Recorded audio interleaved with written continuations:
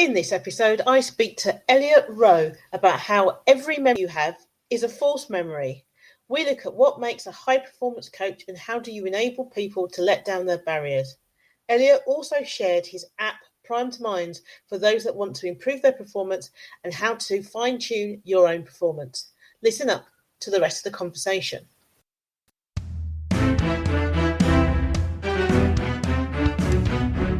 The Maverick Paradox Magazine. The Maverick Paradox Magazine is for the pathologically curious. Written by a swagger of socialized mavericks who are divergent thinkers, the magazine tackles the biggest issues affecting maverick leaders today. You might be a business owner or a leader within an organization who wants to have your thinking challenged, to be exposed to a diversity of thought, or to learn from diverse experts in their fields. If so, the Maverick Paradox Magazine is for you. Join the swagger at themaverickparadox.com and engage in the conversation.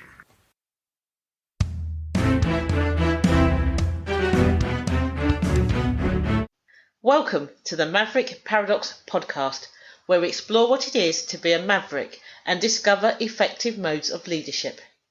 I am Judith Germain, and my mission is to propel the maverick mindset into a world where character and integrity will ultimately have a higher premium than personality and bureaucracy. So thank you for joining me on this journey. If you would like to continue with me, then please subscribe to my podcast on iTunes, Stitcher, or one of the other popular podcast platforms. And today our guest is Elliot Roe. Hi, Elliot. Hey, Judith. Thank you so much for having me on the show. No, it's pretty cool. Thank you very much. So how are you today? Yeah, I'm doing okay. It's nice and early over here, 8 a.m. So it's a wonderful start to the day. Brilliant. So tell us about you then, Elliot.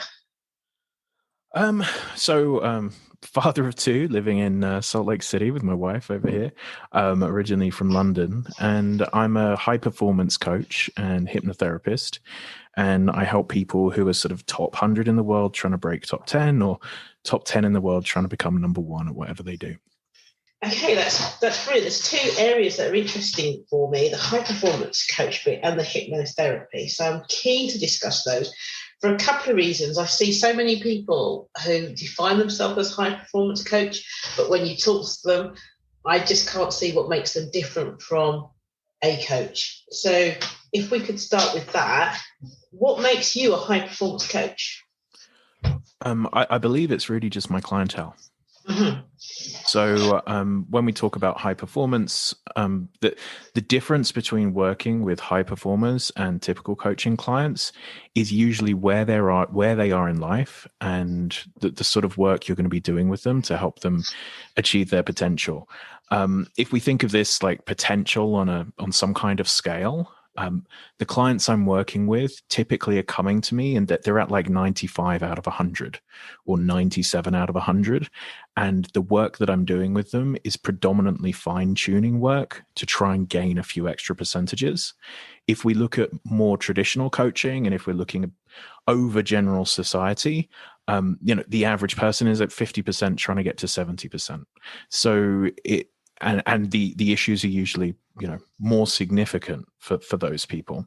So this is a fine tuning, helping someone find that little bit of extra, rather than necessarily turning their entire life around, because they wouldn't really be finding me to work with if they're looking to turn their entire life around. Okay, so you're like a piano tuner. Then you're letting them play the music and then going, okay, we'll just tighten this bit up. We'll just change this bit. There's something here that doesn't quite make sense. Like, what's happening in this area of your life? Why are you doing so well in all of these areas? And there seems to be a bit of a gap, rather than, there is chaos throughout your life, and we're trying to stop it being chaos. This is far more about fine tuning. Okay, and how did you get to the point where you have Olympians and stuff coming to you? All of my work came from word of mouth. So I was qualified as a hypnotherapist. Started working with friends and family, thinking I was going to do it as a hobby. Previously, I'd been working in investments. Started going really well. Friends and family were asking me to talk to their friends and family, and things grew organically that way. Started working with some golfers, they had some success, and someone recommended poker players to me. Seemed strange. I don't play poker, and started working with poker players. I offered free sessions for poker players for a couple of months, and it went extraordinarily well. So over a number of years, like they've literally made over $1 million. Sorry, the guys that I've been working with in poker, they've won the World Series of Main Event. I've had multiple number one players in the world work with me, and from that, people from different industries were reaching out because they were seeing the impact I was having on these poker players. So I then had athletes reaching out. I ended up working with UFC champions, Olympians, people in different sports teams. And then when you start working with these people in these areas, it also becomes very attractive to CEOs and founders of companies and Wall Street traders, because everything's the same. And if you're working with high performers, other high performers want to work with you. And these people, a lot of the time, they know each other. They're running in the same circles. They're at the same charity events. So I was then getting recommended to those areas as well. So no advertising ever worked for my business. I never saw a return on investment of Facebook ads or anything like that. Everything that's come has been, my friend worked with you. He said, I have to work with you. When do we get started? And that's typically my sales process. That sounds pretty cool. I wonder whether it's because so many people say they're high performance coaches and they're not. So it's probably harder to find you that route, I guess, over all the noise. Yeah, I mean, I think, as you say, there are infinite coaches on Facebook, but you also have to look at the sort of clientele. The people that I'm working with are never going to click on a Facebook advert to work with a coach.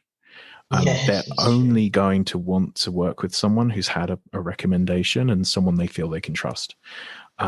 So I just don't know that this market is available in any other way outside of recommendations from social circle.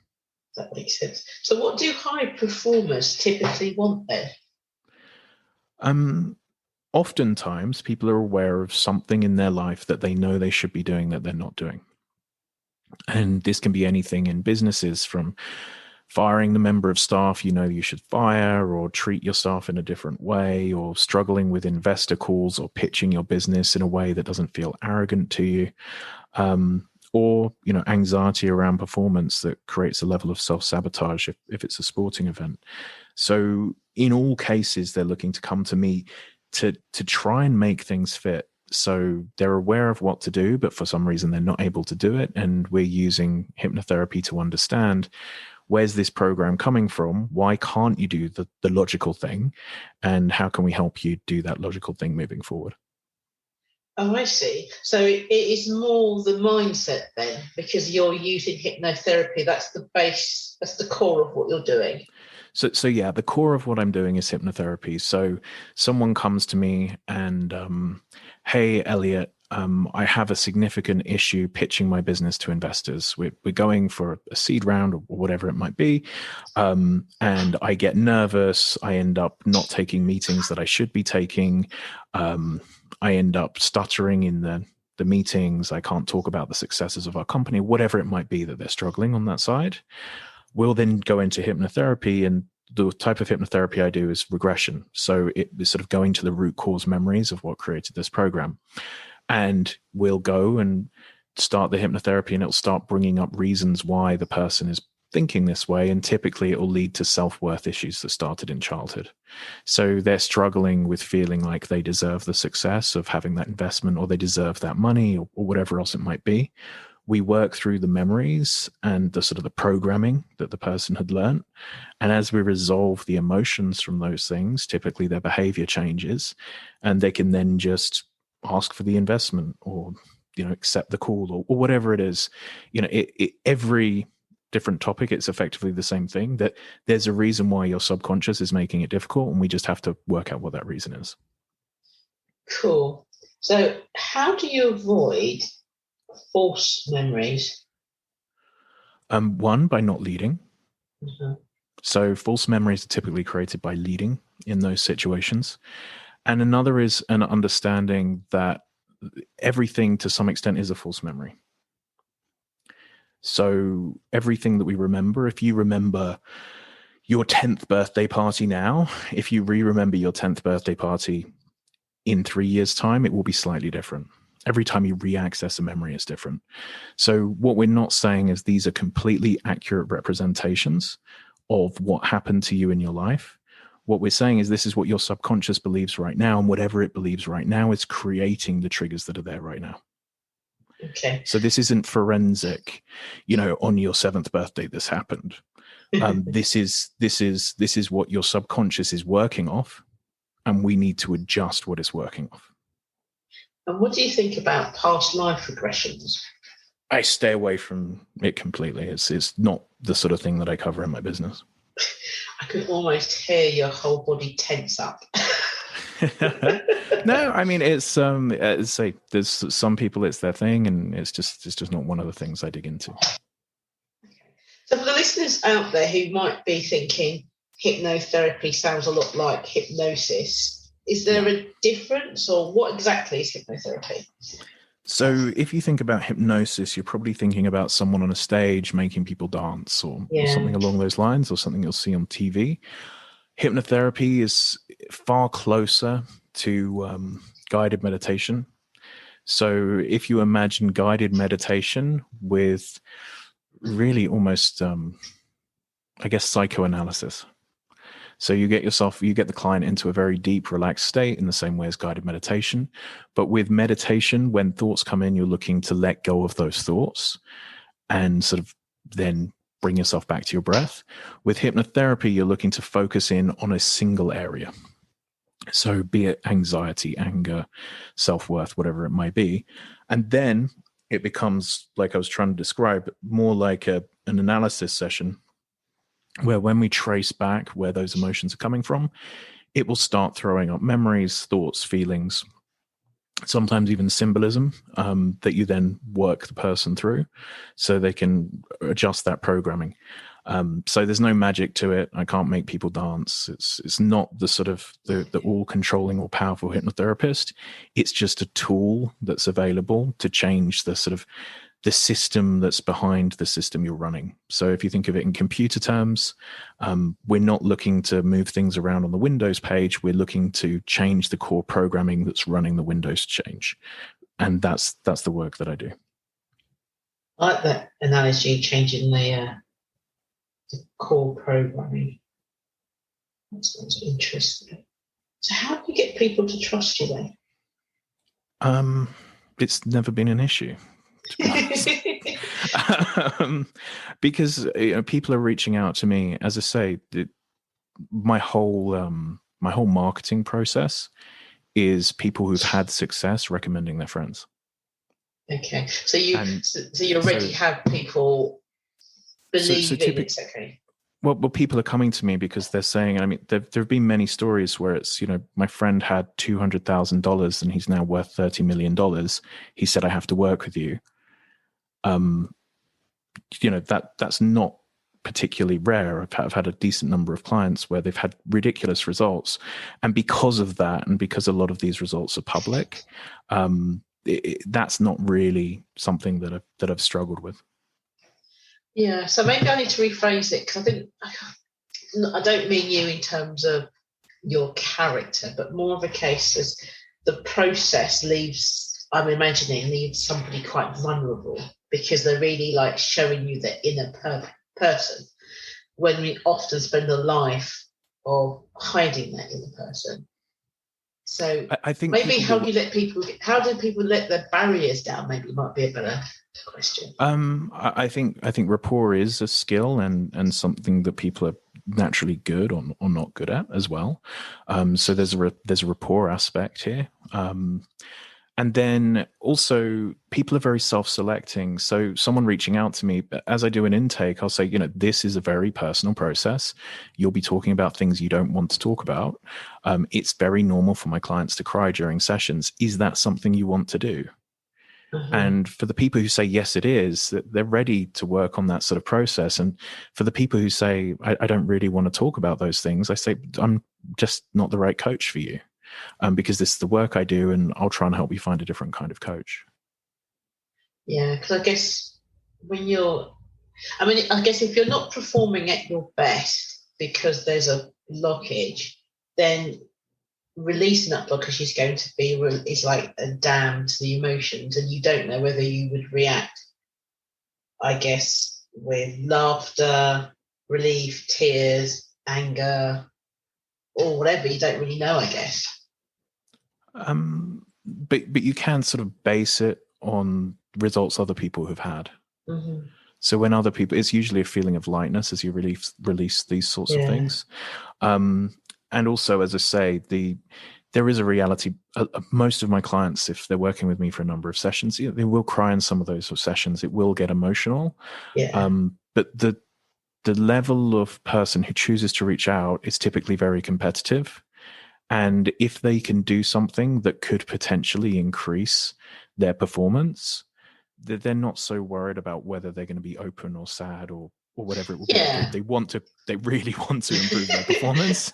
So it's like, okay, this might stop this, repeating behavior where I'm skipping training every so many times, or I have this anxiety before I step into the boxing ring. If there's a chance that that's going to be resolved, they're going to go into it full steam, because that's their drive. That's their goal in life, is to be the best. Yeah, that makes totally sense. I get that. So with you working with all these high performers, I'm assuming you yourself is a high performer. So what's your next step, or have you taken another step beyond the high performance coaching that you're doing? So we have a few sort of businesses with it. So we have video courses that we make, and some groups. I have an app called Prime Mind, which is a hypnotherapy-based app that people can download to their phones and listen to it. So there are some steps that I'm taking outside of just working one-to-one and selling my time. I think eventually I'll write books and things. But right now, the main focus is still the one-to-one coaching. And then to try and hit and help more people, we have this app which people can download for free, and then there are some options if you want to extend your access to it. But that's my way of impacting more people without having to, use up all of my time every hour of the day. So did you say that was Prime Mind? Primed. Oh, Primed Mind. Sorry, I didn't quite catch that. And that's you can get that Android and Apple. Yeah, Android and Apple. So what exactly does it do? How's it different from any other kind of app in that area? So with in terms of the other apps in the area, it's a hypnotherapy based app rather than a meditation based app. Right. So it's the way to view it is meditation with a purpose. So obviously the regression work I've been discussing, that can't happen as an app, because there's no back and forth. It's just me speaking at you. But this uses visualization, suggestion and visualization techniques to help someone perform better in the moment. So there are audios in there to give you confidence before you public speak, before you go to a networking event, before you play your sports event, to work courses on confidence, on winner's mindset, on improving your sleep, things like that. So it's just setting you up for a specific situation rather than a generic teaching you meditation as a process, which has a place as well. But this is very much, you have a specific thing you want to be working on that day. So you're having a very emotional day, there'll be an audio in there to help you reframe your emotions, and you listen to the 15-minute audio and it will help you sort of recalibrate yourself as you get on with the rest of your working day. I have just downloaded that app. Oh, thank you. How is it different from something like auto-hypnosis? When you say auto-hypnosis? Like how I remember playing with this years and years ago, where you want to do certain things and then like you kind of record a script that you then play to yourself. Oh, okay. So the difference is I've written the scripts and it's my voice. Okay. So these are hypnotherapy scripts that we've written, which are specific to different areas, but they are just hypnotherapy and suggestion scripts. They're not. There isn't something dramatically different from that side, except for, I've written 300 of these for the app or something along that. Wow. Most people don't want to write a specific script for everything that in life and then record it for themselves and then listen to themselves. Yeah, I get that. I was just trying to think that from what you were describing the app, it reminded me of that, because I remember we started off the conversation saying hypnosis and hypnotherapy is different. And then when you talked about the app, it made me think about those times when I was like, I don't know, 18 or something, writing down the scripts. It made me think, oh, is this just the app a little bit closer to hypnosis? I wasn't quite, so I'm still a bit kind of So I guess the differences would be is obviously it follows the style that I've created working with all of these high performers.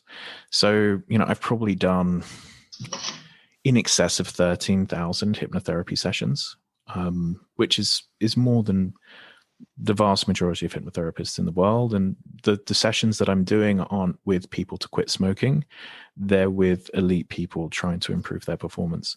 So the nature of the experience I've had and then writing these and working on these versus 18-year-old writing a script is probably substantially different. Of course, yes. I wasn't implying they were the same. More the concept of the concept I'm sure is pretty similar. Okay. So, what tips do you have for somebody who would like to fine tune their performance? Is there any kind of generic? Yeah, I mean, the first thing I would say is have a look at who the number one in your industry is. Right. So, work out who the number one in your industry is. Write down all of the things that they're doing that make them number one. And then once you've done that exercise, put a tick or a cross next to whether you're doing those things.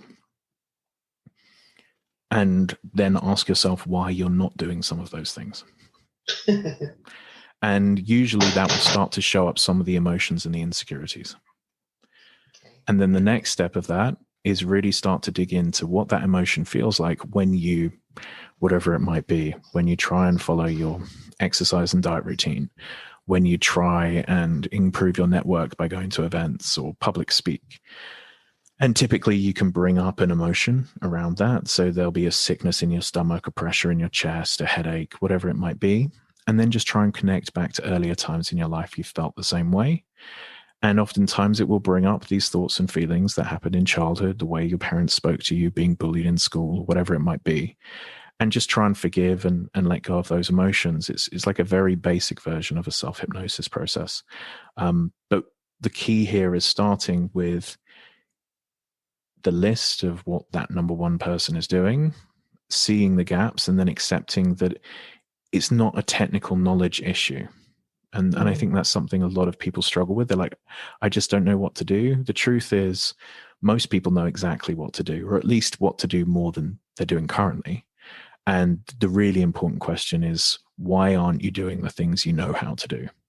And that's where usually it's the subconscious and the emotions getting in the way. Lovely. Fantastic. I think that's a great place to stop. Thank you for that. Elliot, would you come back again if I found something else to talk about? Yeah, of course. Just drop us a line. Brilliant. Thank you very much. Thank you once again for tuning into the Maverick Paradox podcast. I hope you have enjoyed listening to my conversation with Elliot as much as I enjoyed having it. At the Maverick Paradox, we improve your impact and influence by enabling you to effectively strategize, innovate, and execute. To find out more, contact us at judith@maverickparadox.com. Thank you. The Maverick Paradox. Judith Germain is an author, speaker, consultant, mentor, and trainer, and the leading authority on Maverick leadership. She is the founder of the Maverick Paradox, which supports organizations to enhance their leadership capabilities and to help business owners develop and grow their businesses. Judith enables individuals, business owners, and organizations to improve their impact and influence. She is also HR Zone's leadership columnist, an international online radio host, and her expert opinion has appeared in national, international, and trade press.